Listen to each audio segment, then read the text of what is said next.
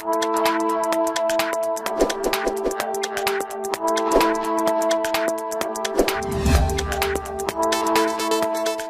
Deus, a paz do Senhor Jesus.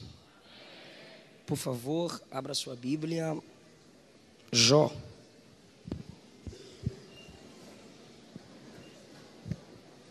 Capítulo de número 11.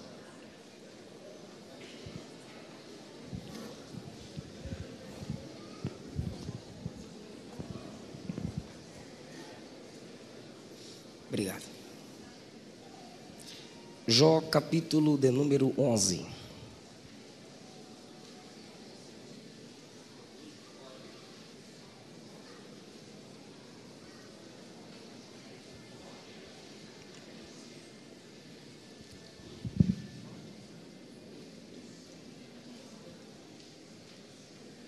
Se você puder manter sua Bíblia aberta, por favor, para a gente ir acompanhando o raciocínio da mensagem, será bem legal, será bem bom. Capítulo de número 11, versículo 4 apenas. Pois tu disseste, a minha doutrina é pura, limpo sou aos teus olhos. Amém. Assentai-vos. Eu quero pegar emprestado aí. Eu quero pegar emprestado aqui só a palavra doutrina. Como é bom estar de volta para cultuar a Deus com vocês. Pastor Neemias, na minha vida, é sinal vivo que Deus realiza sonhos. Várias e várias vezes eu passei por aqui indo pregar no interior e os irmãos sempre elogiando o ministério do Senhor. E eu disse, um dia eu prego aí. Glória a Deus. Pastor José Rodrigues, presidente de honra. Como é bom, pastor, fazer parte da geração que o Senhor inspirou. A todo o corpo de obreiros, que Jesus vos dê graça cada vez mais, cada pastor aqui presente, cada pai, cada mãe. Trago mais uma vez a paz do Senhor da minha liderança, o pastor Darlan. Trago a paz do Senhor da minha esposa. Eu fui pregar em Foz do Iguaçu com ela, e lá ela encontrou o sobrinho, Nenenzinho, e quis ficar lá. Mas eu sei porque, está grávida de 2 meses. Agora nós somos 3. Aleluia. Orem pela minha esposa, orem por nós. E eu estou aqui lançando o meu novo livro hoje aqui. Olha que top. Olha o tema desse livro, irmão. A cruz de Cristo. Já é presente aqui para o pastor Neemias, que sirva de instrumentalidade para o seu ministério. Espírito Santo, o agente avivador da igreja. Segredos da liderança de Josué tinha esgotado, voltou. E segredos da liderança de Paulo. Meus livros giram em torno de 25 a 30, mas os irmãos sabem que aqui um é 20, 3 é 50. Queridos, eu quero falar com vocês sobre a doutrina de Jó.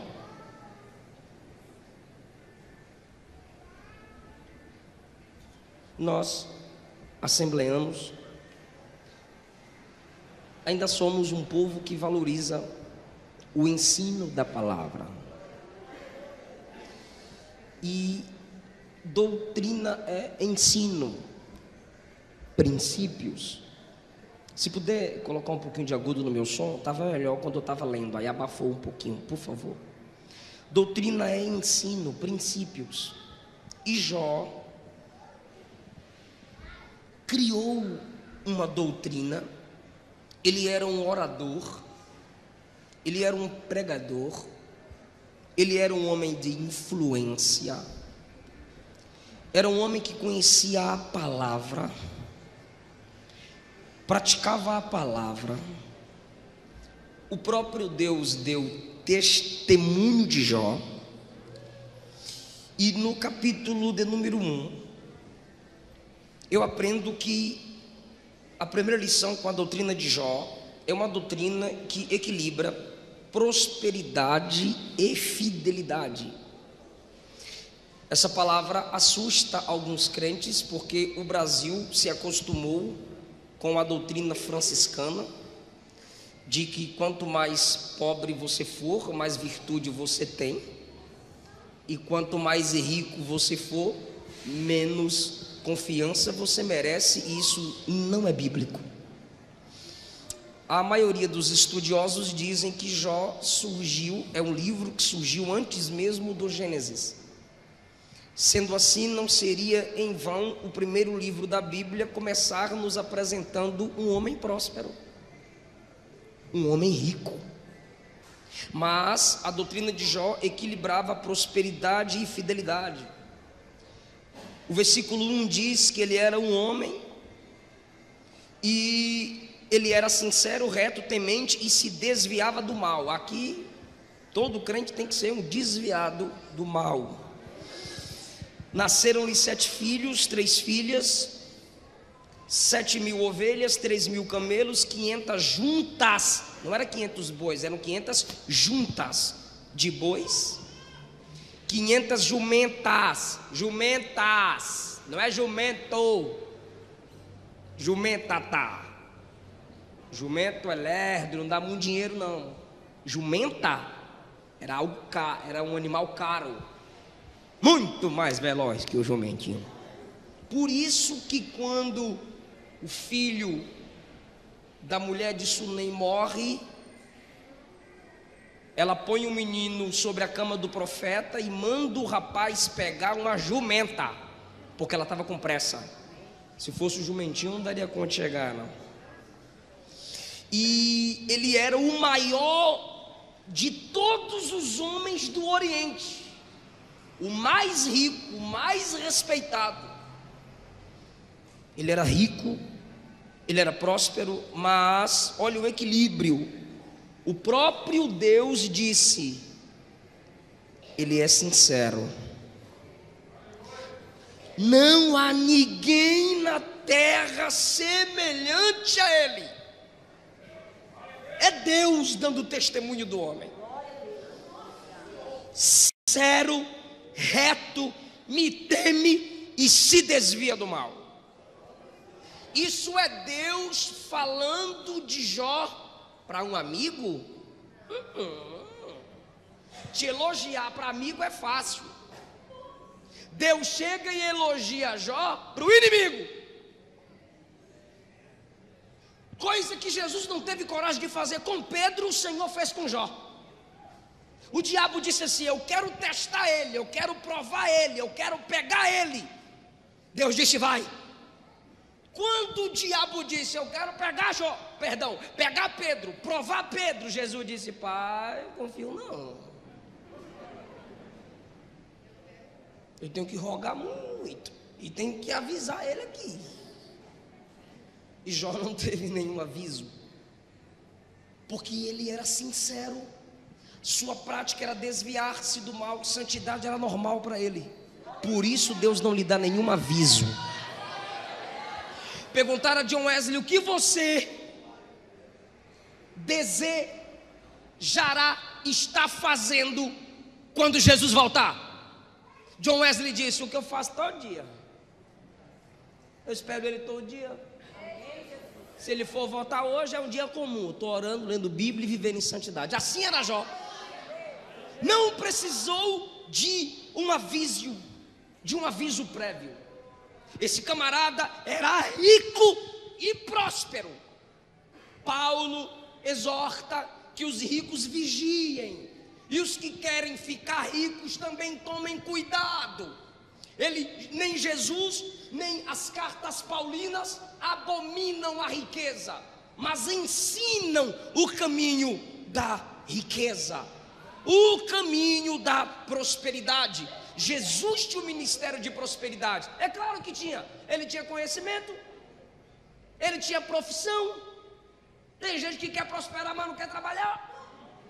Jesus tinha uma profissão, Jesus tinha conhecimento, honrava os pais e, acima de tudo, honrava o Pai. Como é que não prospera? Onde eu quero chegar? É que Jó, com essa doutrina que equilibra prosperidade e fidelidade, e muita gente rejeita. Eu lembro que Jesus falou, assusta não, Jesus falou mais sobre dinheiro do que sobre quase todos os assuntos. Há na Bíblia 500 versículos sobre oração, quase 500 sobre fé, 2084 sobre dinheiro, 500 sobre posse. Quase metade das parábolas de Jesus era sobre riquezas e prosperidade. Onde estiver o seu tesouro, ali estará seu coração. Então por que Jesus não veio falando de coração, mas veio falando de tesouro? Ele veio falando de tesouro para encontrar teu coração, porque onde tiver o tesouro, teu coração. Então ele vem ensinar ao homem a administrar. O próprio Jesus disse só um pincelado aqui que eu vou voltar para Jó. O próprio Jesus disse: quem é o homem que vai construir uma torre sem primeiro se sentar para ver o custo e fazer as anotações? O que Jesus está dizendo é: ninguém faz algo grande sem pensar, sem anotar, sem ver a despesa. Aí tem crente que não se controla, ganha 1.000, quer gastar 2.000, a irmã vai no shopping, parece uma centopeia, sai de lá com 10 caixas de sapato e depois quer fazer campanha de prosperidade. Aí está errado. Anda comprando, não paga. Eclesiastes 5 diz que tem gente que o seu trabalho é tão ruim, ele é bom no que faz, mas ele não é bom para cumprir o prazo do serviço. Esse tipo de gente empobrecerá. Provérbio diz: aquele que é diligente no seu trabalho prosperará, o preguiçoso estará na miséria. Então não adianta você isolar textos e querer fazer campanha de prosperidade. Jó prosperava, mas era fiel. Tem gente fazendo campanha de prosperidade, mas não quer largar o pecado, não quer largar a mentira. Quando você largar o pecado, o adultério, a prostituição e vir para Jesus, corre o risco de você perder tudo que tem, porque a sua conquista foi debaixo de engano e de mentira. A verdadeira prosperidade é mais do que ter, é primeiro ser mais para Deus, para o próximo, para a igreja, para a família.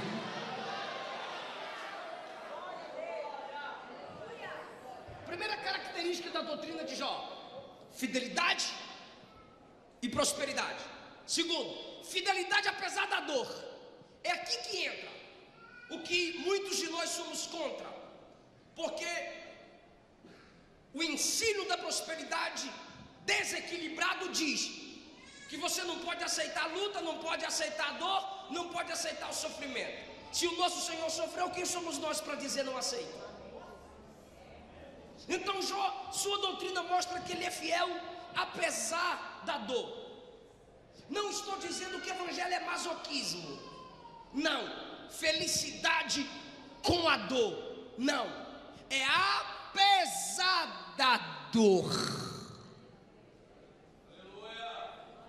Perceba, versículo de número 21. Jó disse: não saí do ventre de minha mãe, não tornarei para lá. Deus me deu, Deus tomou, bendito seja o nome do Senhor.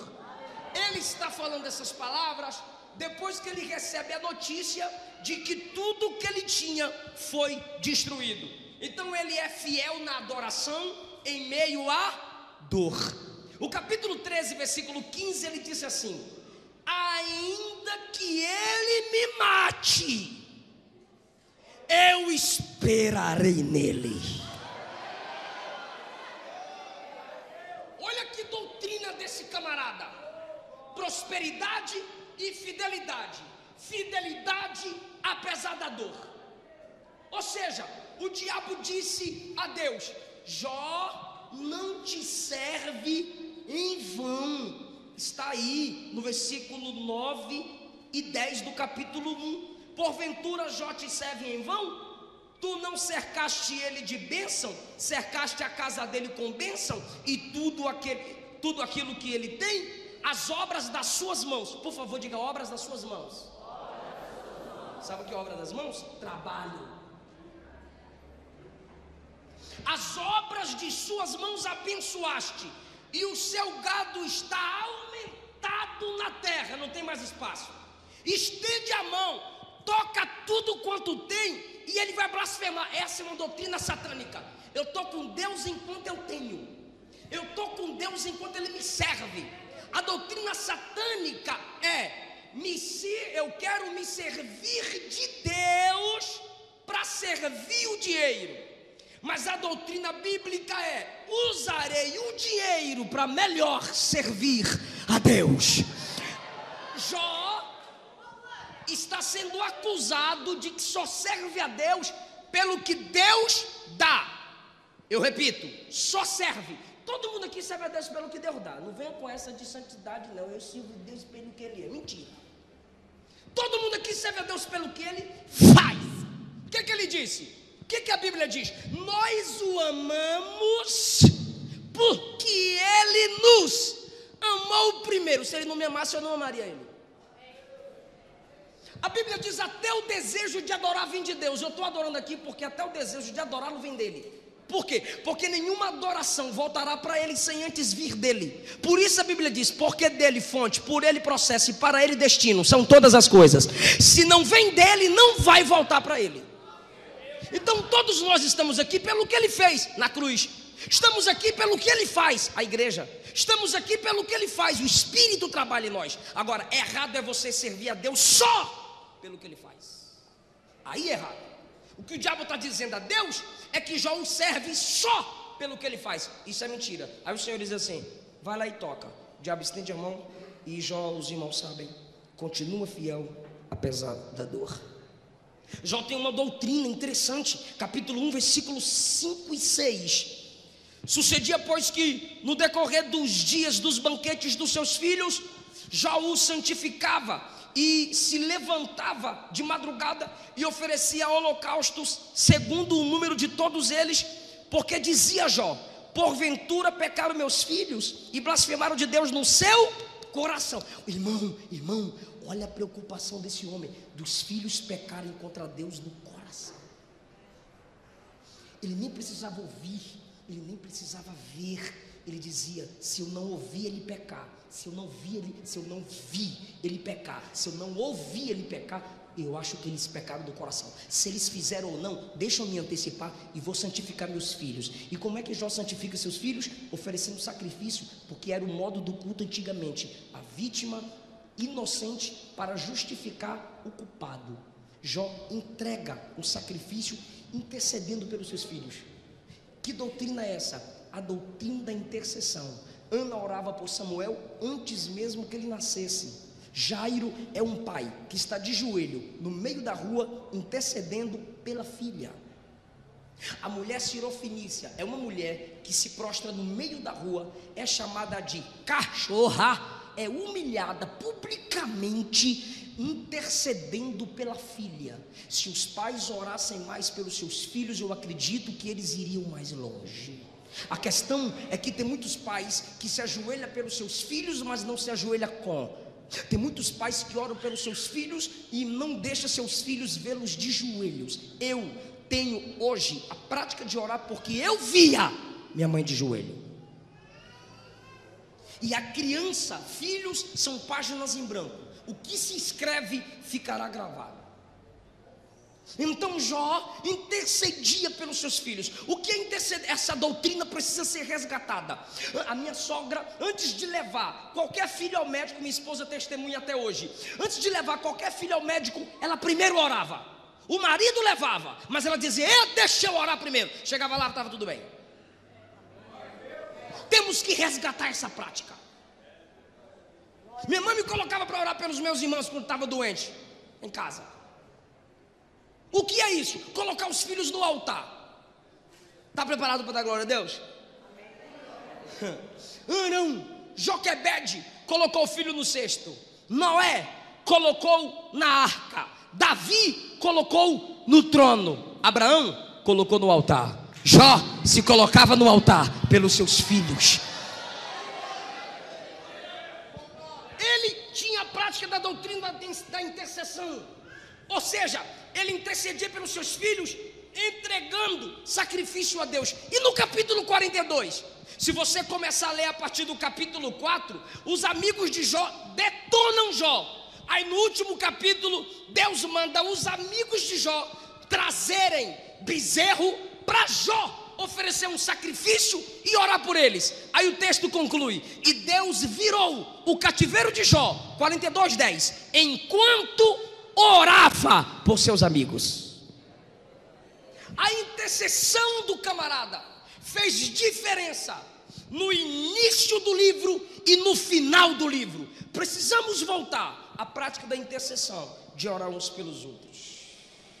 Agora essa doutrina de Jó: primeiro, fidelidade e prosperidade; segundo, fidelidade apesar da dor; terceiro, doutrina da intercessão; quarto, essa doutrina de Jó eu acho maravilhosa, principalmente, sabe, aqueles pregadores de quebra de maldição, que pega textos isolados e às vezes fica só por um viés. Tem que ter toda uma mensagem completa para que a igreja compreenda isso. É que a doutrina de Jó é a seguinte: eu não afirmo que o diabo está no controle da minha angústia. Eu não estou dizendo que o diabo não gera angústia, ele gera. Eu não estou dizendo que o diabo não gera dor, ele gera, ele é destruidor. Ele não quer a paz do homem, ele não quer a alegria do homem. Vou fazer uma pergunta e você responde: quem subiu para acusar Jó? Diabo. Está com medo, irmão? Quem subiu para acusar Jó? Quem tirou tudo de Jó? Quem feriu o coração de Jó? Me ajuda. Quem lançou flechadas em Jó? Quem destruiu todo o rebanho de Jó? Jó nunca disse isso.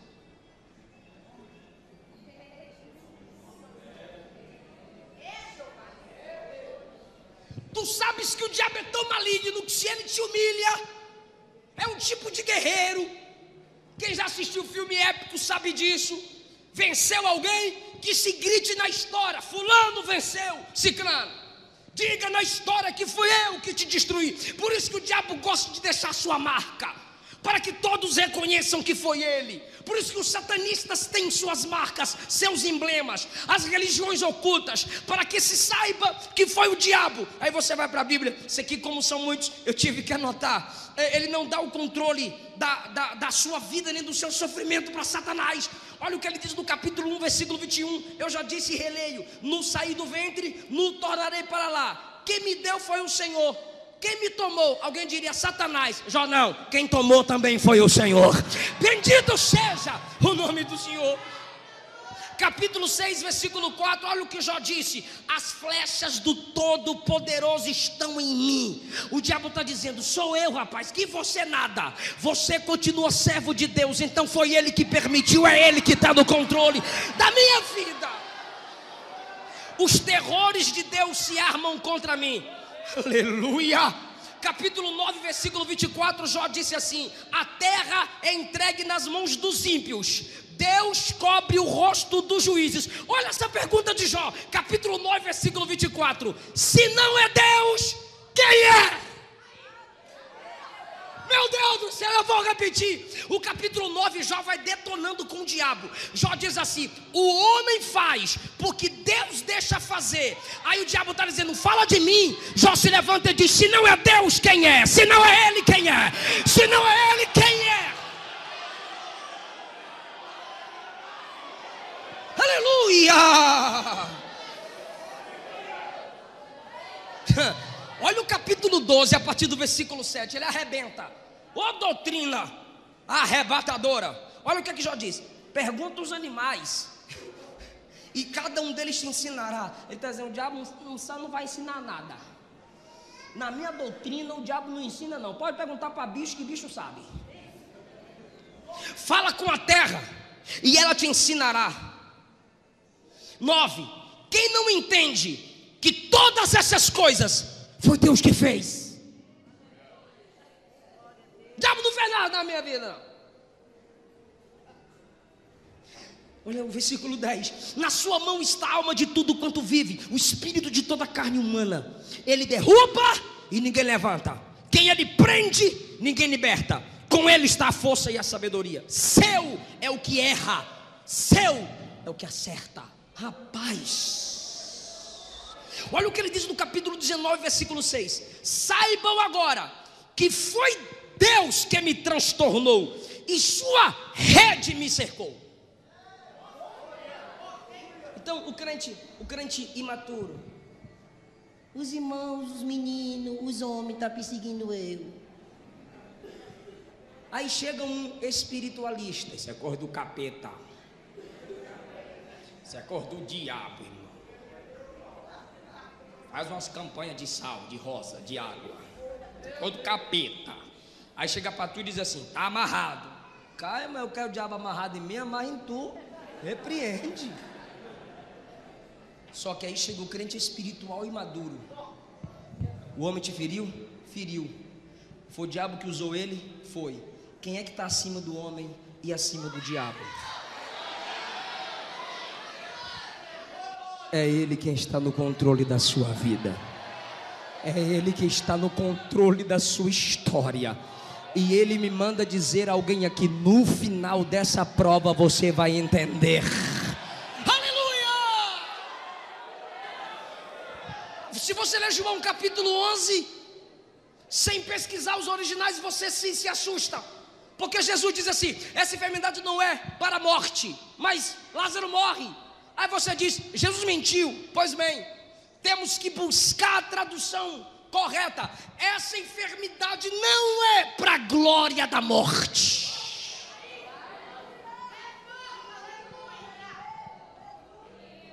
Pode até matar Lázaro, mas ela não será glorificada na morte de Lázaro. Eu serei glorificado pela morte de Lázaro. Você é que é Deus, né, irmão?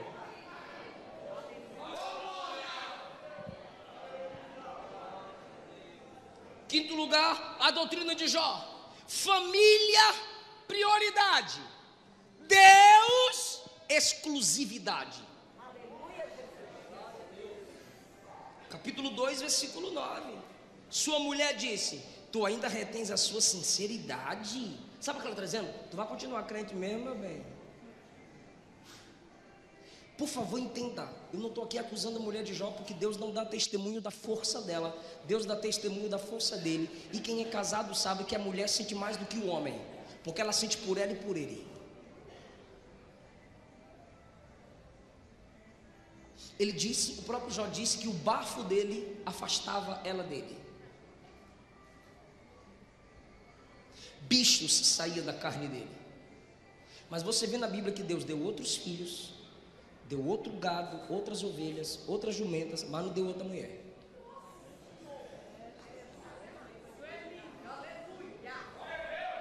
Meu Deus.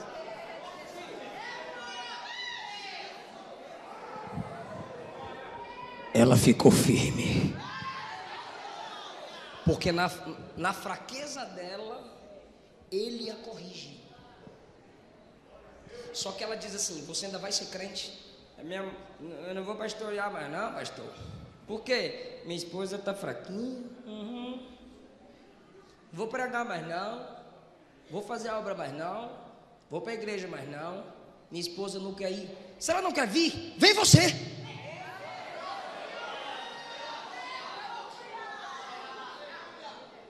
Se ele não quer, queira tu. Nabal desonrou Davi. A esposa Abigail disse: eu vou honrar Davi.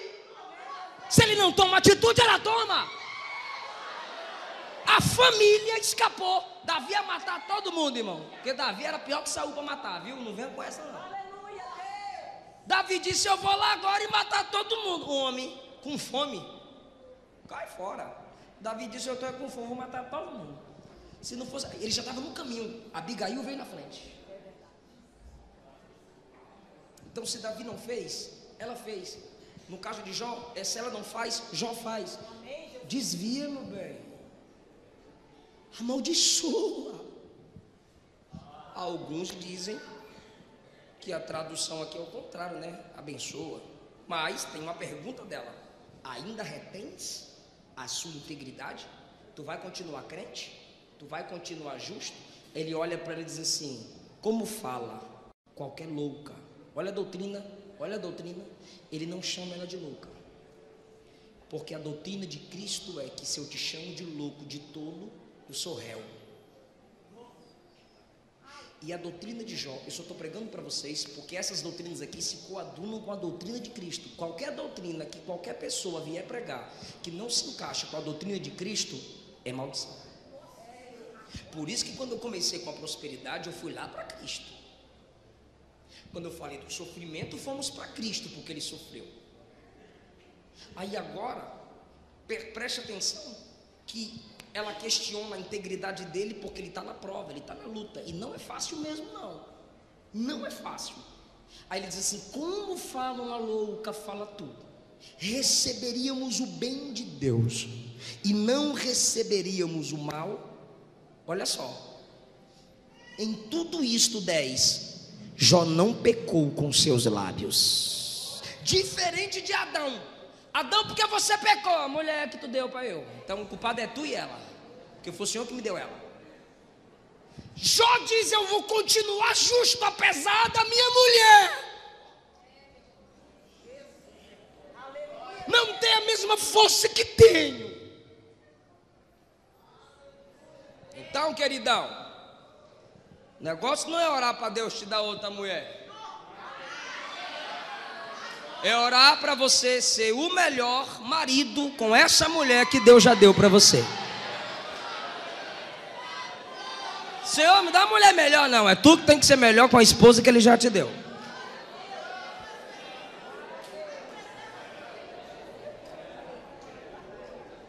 Família é prioridade. Ele escutou ela, ele aconselhou ela, ele permaneceu com ela e ela permaneceu com ele. Mais do que palavras, o que vale é atitude. Na prosperidade ele não a abandonou, ele teve tudo de volta. Ele é o que é mais citado, mas ela continuou lá. Ou seja, a família foi prioridade, mas Deus, exclusividade. Ele não desonra a Deus por causa da fraqueza da mulher. Jó ensina que o homem é passageiro. Por isso você deve aproveitar as oportunidades. Por isso você não pode, jovem, ficar acordando tarde, preguiçoso. Tem que estudar, você tem que acordar cedo. Você tem que dormir tarde estudando e acordar cedo, trabalhar e estudar. Porque, pastor Neemias, os camaradas querem tirar onda com 20 anos de idade, cabelo de moleque, carro rebaixado, roda mais cara que o carro. Com 15 anos o senhor levantava às 5 horas da manhã. Eu vos prego hoje para trabalhar. Eu vos prego hoje, Brasil fora do Brasil, tenho livros escritos, estou integral no ministério, co-pastor em um campo, mas eu já vendi caldo de cana na praia. Olha o caldo de cana, olha o caldo de cana de crente. Já vendi peixe, eu sou de Ilhéus, Bahia, meu pai é pescador. Meu pai trazia o peixe. Se eu com 29 eu sou desse tamanho, imagine com 10 anos vendendo peixe. Os peixes arrastando tudo na rua assim, que era cada peixão. Olha o peixe, o povo comprava por pena, irmão. Que o peixe chegava cheio de terra, porque arrastava nas ruas. Já vendi livro em porta de igreja sem ser meu. Não tinha agenda como tem hoje. Ia para os congressos para vender livro. Ligava para os pastores oferecendo o livro para vender. Primeiro eu lia, depois empacotava e vendia. Eu comprava para vender e lia. Eu não tinha condições de ter para vender e para mim. Já trabalhei no Lava Jato. Pastor Eduardo, lá em Brasília, me colocou para morar no barraco de fundo e disse: você trabalha no Lava Jato de segunda a sexta, prega sábado e domingo. Um domingo por mês você prega na minha igreja. E de segunda a sexta você trabalha no Lava Jato e eu te dou uma hora dia atrás. Fechou, de boa. Então trabalhava no Lava Jato um período e estudava. Tive que deixar de estudar para trabalhar, ajudar minha família na Bahia. Depois tive que fazer supletivo. Porque tem uns folgados aí que estão deixando a esposa com fome, filho com fome, dizendo que Deus chamou para a obra. Primeira igreja é sua esposa e seu filho.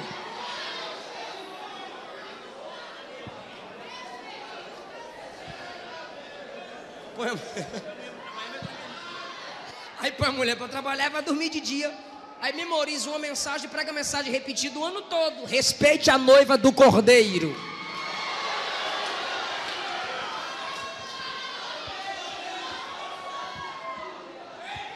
Deus me deu essa palavra à tarde lá no hotel. Estou achando ela forte, irmão. Ou seja, o homem é passageiro. Aproveite a oportunidade que você tem para estudar, para crescer na vida. Seja inteligente. Capítulo 7, versículo 1. Porventura não tem homem guerra sobre a terra? Guerra. Não é fácil, a vida é guerra. O camarada mandou um WhatsApp para mim: pastor, eu descobri que ser crente é muito difícil. Eu disse: boa descoberta.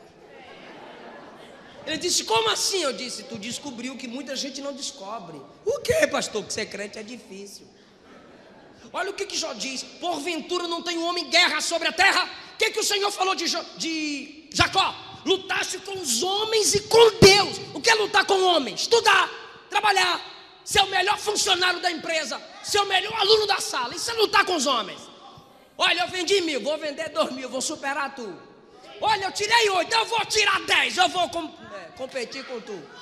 Lutar com os homens e com Deus e prevalecer. O que é lutar com Deus? Fazer teologia, ler a Bíblia, pregar, jejuar, evangelizar. Isso é lutar com Deus.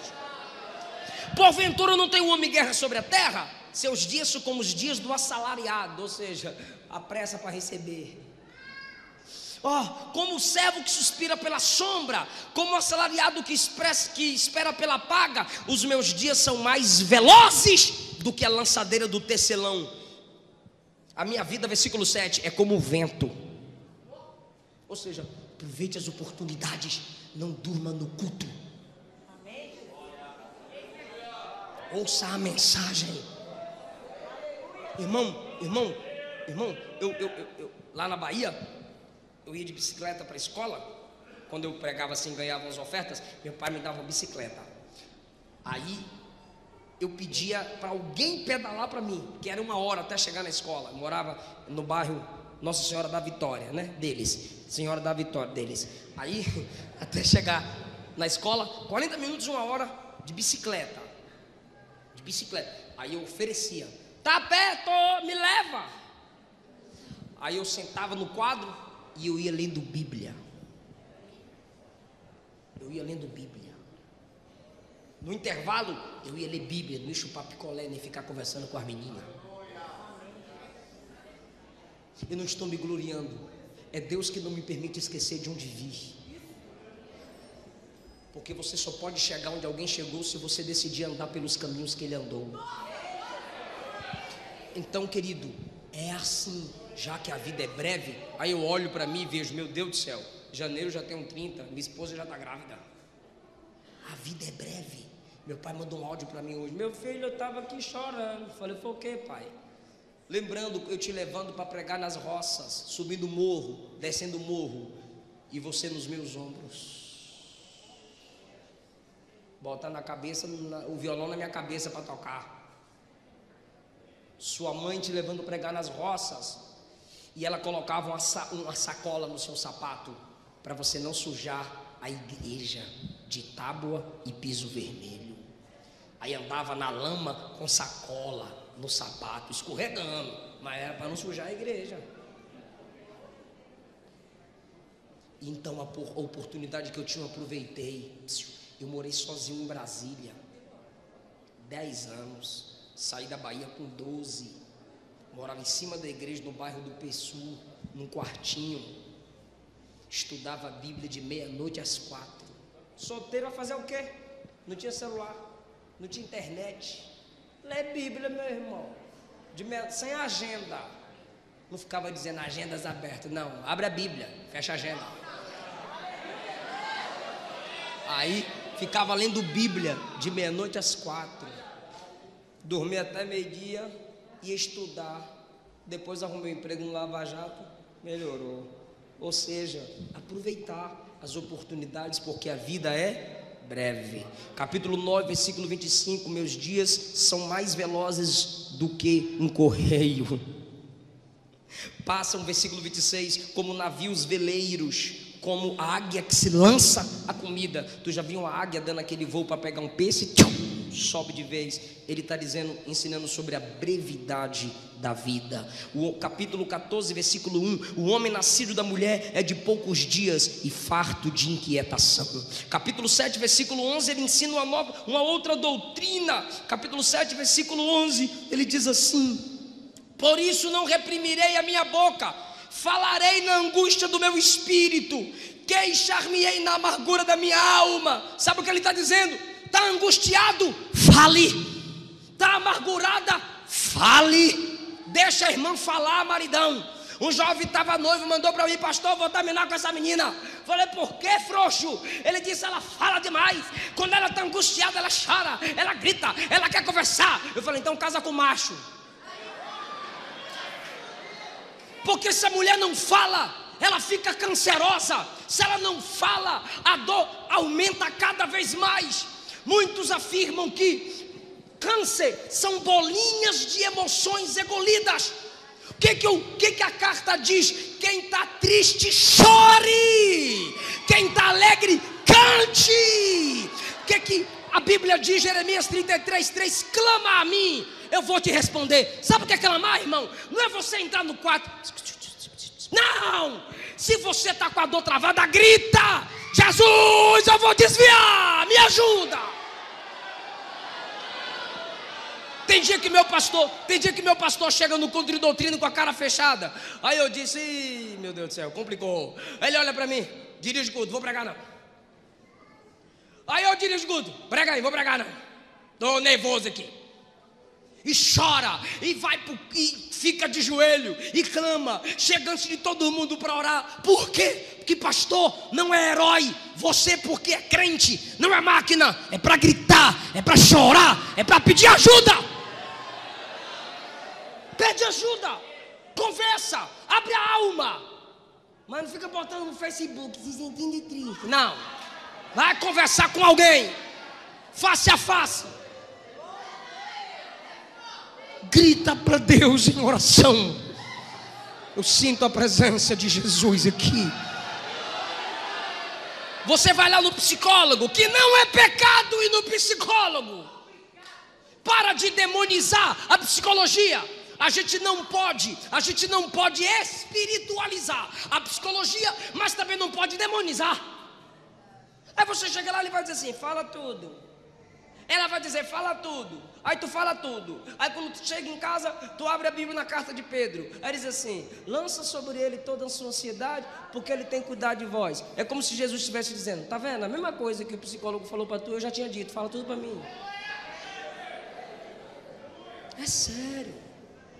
Fala com ele. Conversa com ele. Não deixe o diabo destruir sua vida, não. Quem está entendendo essa palavra? Uma outra doutrina de Jó: não peque com a sua boca. Não peque contra Deus com os seus lábios. Capítulo de número 2, versículo 10. Como fala qualquer louca, falas tu: receberemos o bem, não o mal. Em tudo isto, Jó não pecou com os seus lábios. Capítulo 27, versículo 4. Ele disse assim: os meus lábios não falarão iniquidade, nem a minha língua pronunciará engano. Ei, Jesus disse que Deus trará a juízo todas as palavras que saírem da nossa boca. Lembra daquela musiquinha? Cuidado, boquinha, com o que fala. Cuidado, boquinha. Quer cantar não, né? O Salvador do céu está olhando para você. Minha mãe ficava lá: canta aí. Eu não gostava de hino de criança, irmão. Só queria cantar o Zé de Paulo, hino de velho. Cuidado, ninho com que vem. É sério. Não saia da vossa boca nenhuma palavra torpe. Sabe o que é torpe ali? Podre, que vem de peixe podre.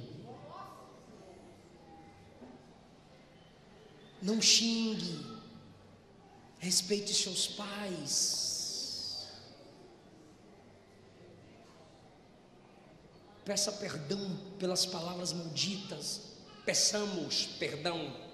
Eu também estou incluso por nossas palavras feias, malditas, pecaminosas. Que o Senhor purifique nossos lábios, para que possamos entrar no seu santuário.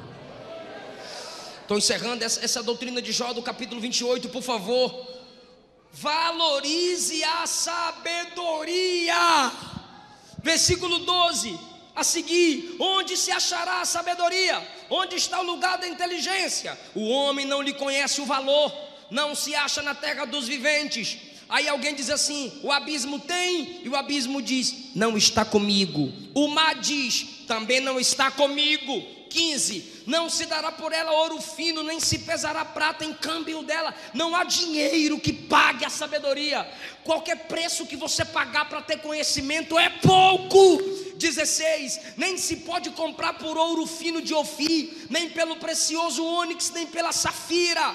Com ela não se pode comparar o ouro ao cristal. Ou seja, é melhor ter a sabedoria do que ouro e cristal. Nem se trocará por joia de ouro fino. Ela faz esquecer o coral e as pérolas, porque a aquisição da sabedoria é melhor do que a aquisição dos rubis. Não se igualará o topázio da Etiópia, nem se pode comprar por ouro puro. De onde vem a sabedoria? Onde está o lugar da inteligência? Ela está encoberta aos olhos de todo vivente e oculta as aves do céu. A perdição e a morte dizem: eu ouvi com os meus ouvidos a fama da sabedoria. Até a morte já ouviu falar da sabedoria. 23, Deus entende o caminho da sabedoria. Ele sabe o lugar da sabedoria.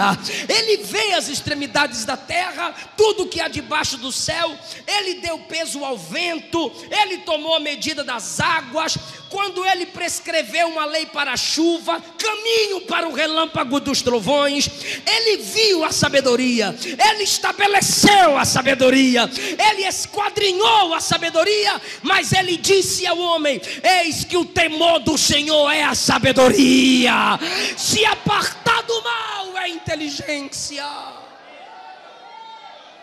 Valoriza a sabedoria, valoriza a maturidade. Ouça os mais velhos, respeite quem já viveu o seu futuro. Não passe um dia sem ler a Bíblia, não passe um mês sem ler o livro.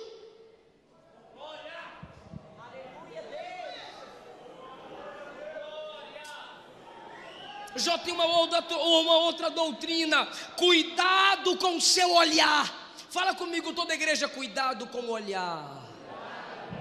Olha o capítulo 31, versículo 1: fiz concerto com os meus olhos, como eu os fixaria numa donzela, numa virgem. Como eu vou fixar o meu olho na mulher que não é minha? Ele está falando de um olhar cobiçoso, por isso ele fala do fixar. Porque o primeiro olhar pode ser inevitável, mas é o segundo olhar que dá asas à imaginação. E o resultado ele diz: qual seria a porção de Deus para mim? Qual seria a herança do Todo-Poderoso para mim? Isso seria perdição e desastre. 4, ele está vendo os meus caminhos, ele conta os meus passos.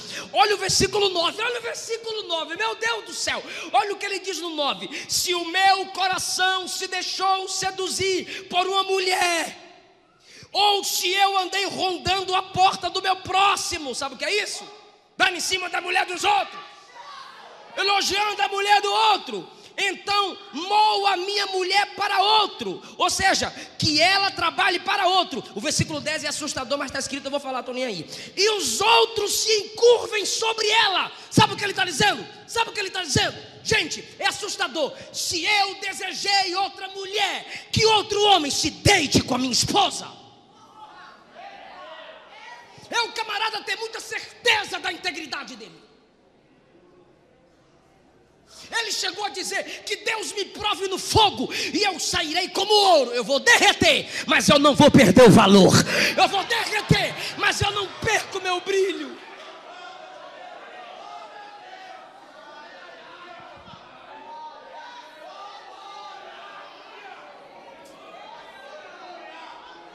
Meu filho, quer parar de masturbar?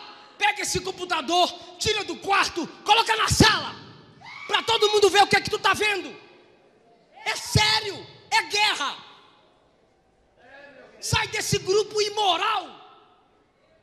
Se afasta dessa menina que critica a sua virgindade, essa filha do cão. Sai da roda do escarnecedor.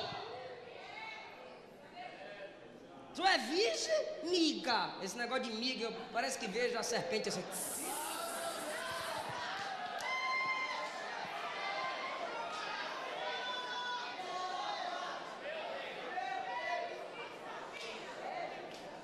Sou pura.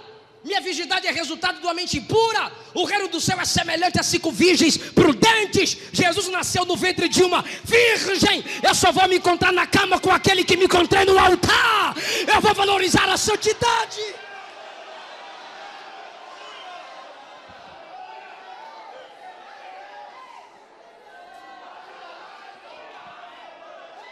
Aleluia. Jesus disse: se teu olho te faz pecar, arranca. Jesus disse: aquele que olhar para uma mulher e desejá-la no teu coração, já adulterou com ela. A doutrina de Jó vai encaixando com as doutrinas de Cristo. Mas tem umas irmãs também que não ajudam os meninos. A espada está afiada, é os dois lados. Tu dá glória quando os meninos apanham. Mas tu vem para a igreja 3 em 1, irmã. Jezabel, Dalília, mulher de Potifar.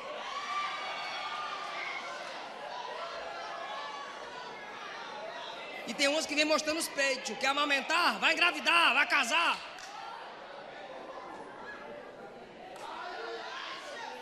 É porque a mulher não é levada pelo que vê, mas o homem é. E Jesus disse: ai daquele de onde provém o escândalo. O que é escandalizar? Tropeçar. Se alguém se escandaliza pelo seu modo de se vestir, Deus vai responsabilizar tu.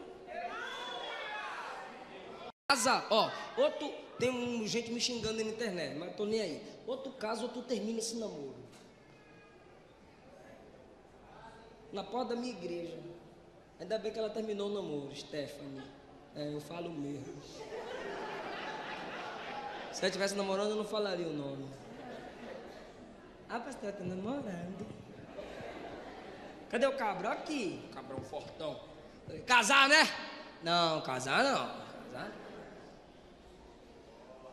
Eu disse: eu não ouvi. Eu falei pra Luana. Eu falei: não ouvi direito, amor. Amor. Eu falei: casar, né? Não, casar não. Eu olhei pra cara dela e falei: bestalhada. O cara fala na sua cara que com você ele não casa. Parabéns. Valor que o cabra te dá. Nada. E não te valoriza como mulher. Aí eu olhei para ele e falei assim: tu tá se envolvendo com a mulher de outro cara. Como assim, pastor? Ele já pensou em traição? Que o pecador sempre quer esconder o pecado dele culpando o outro. Você está se envolvendo com a mulher de outro cara. Como assim? Eu falei: você disse que não casa com ela, ela vai achar um macho de verdade que vai casar com ela.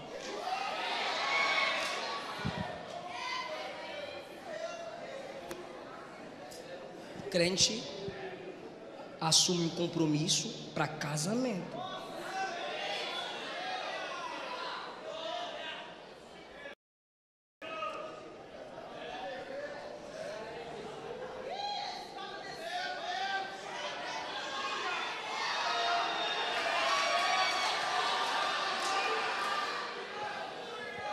Eva viu o fruto, desejou, porque fixou o olhar. Acã viu a capa, a prata, fixou o olhar, desejou. Davi viu Batseba, né? A irmã banhar bem naquela hora com tudo aberto, né, irmãzinha? Fecha os negócios, mulher. Aí viu, desejou. Tem que ter cuidado com mulher, é sério, tem que baixar a cabeça mesmo. Tem que baixar a cabeça. A esposa tem que virar a cara dele assim: olha pra cá, meu bem, eu sou mais bonita. E último lugar,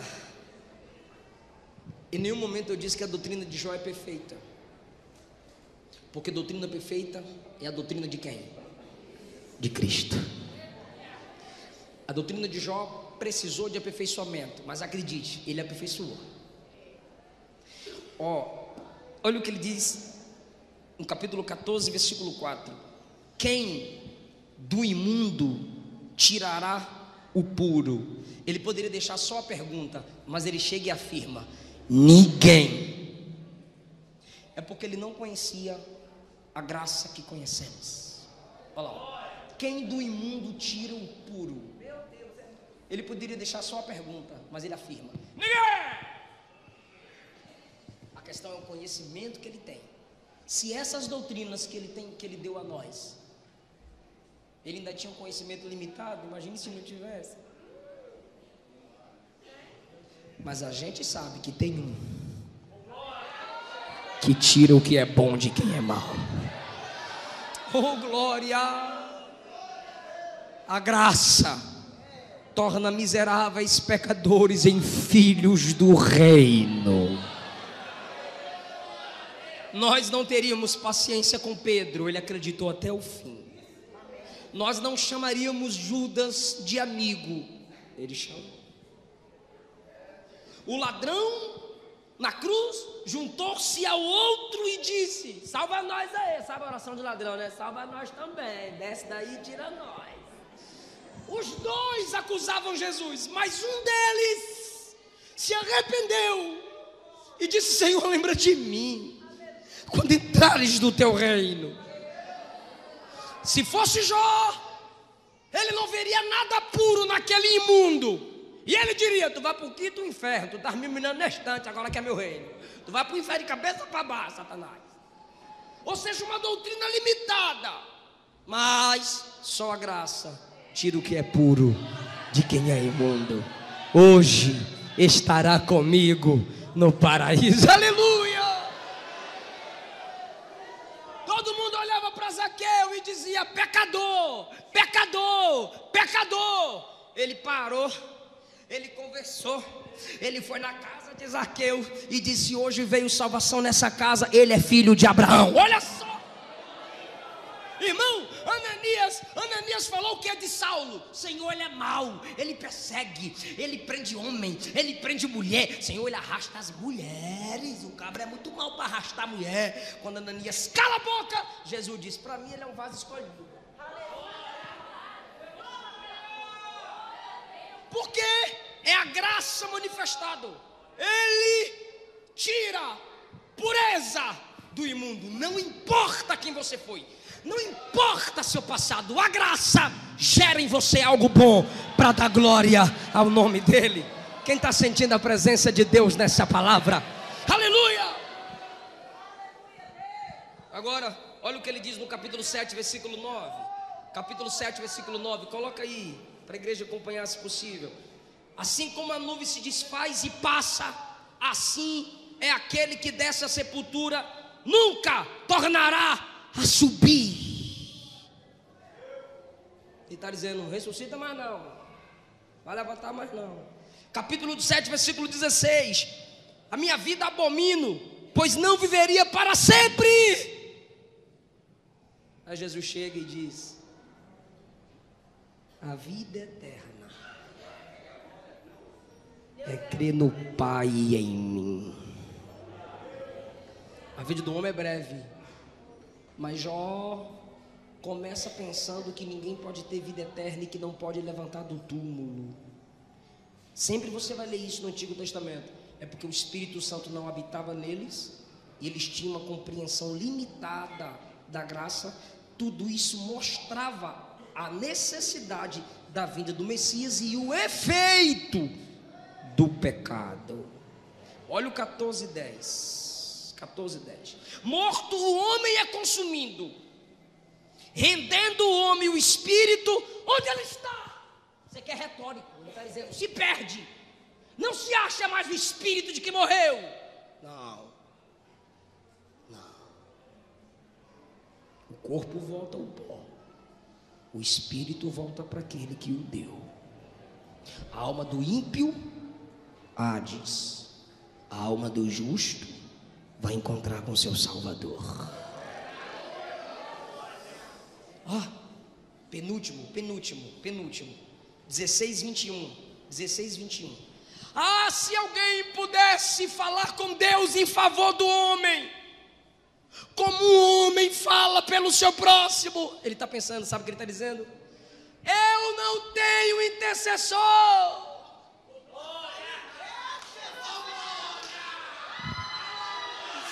Eu não tenho advogado. Não tem ninguém para chegar a Deus e falar por mim. Mas a igreja tem, a igreja tem. João escreveu: filhinhos, não pequeis, mas se pecardes, temos um advogado junto ao Pai, Jesus Cristo, o justo. Quem pode dar glória ao nosso intercessor? Paulo disse: ele é o único mediador entre Deus e os homens.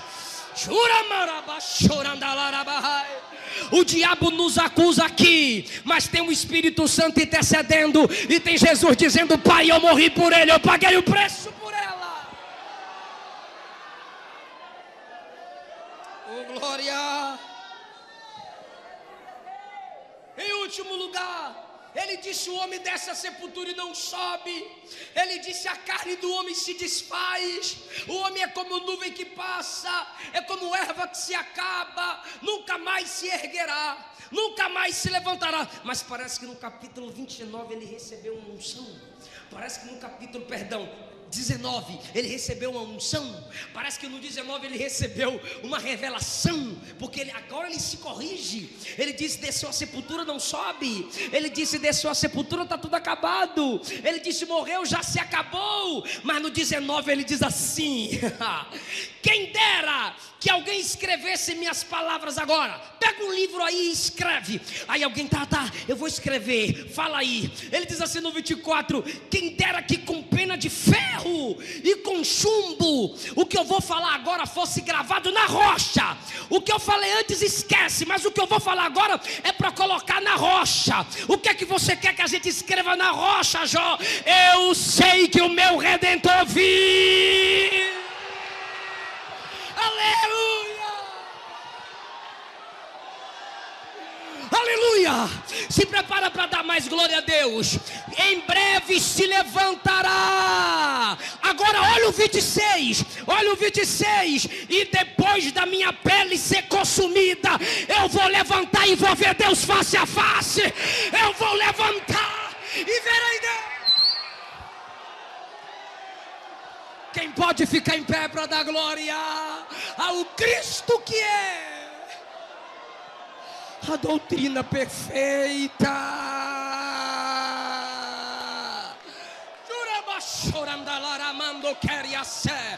Quem tem Deus, dê glória para Deus. Quem tem aleluia, diga aleluia. Quem gosta de culto de doutrina, diga glória a Deus. A doutrina de Jó.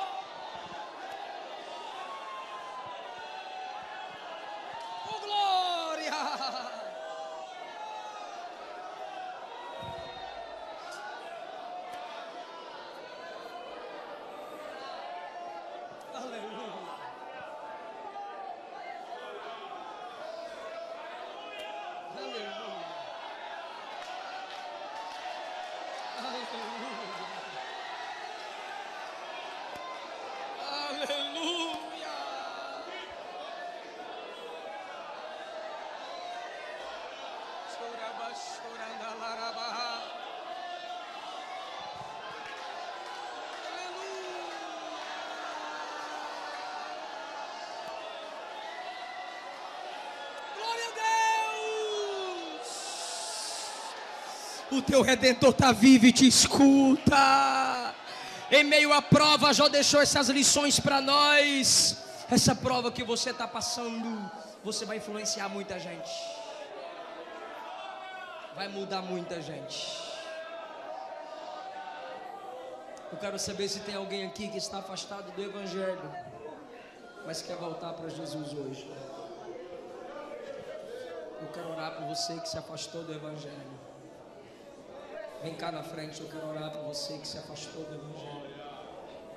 Você que não é evangélico, eu quero orar por você. Você que se afastou do Evangelho, deixa eu orar por você aqui. Você que não é evangélico, deixa eu orar por você aqui. Alguém vai te convidar para vir aqui à frente. Não diga não. Vem com essa pessoa. Vem com esse irmão. Vem com essa irmã. Deixa a gente orar por você. Deixa a gente orar por você. Não temos ninguém. Eu agradeço essa rica oportunidade em nome de Jesus.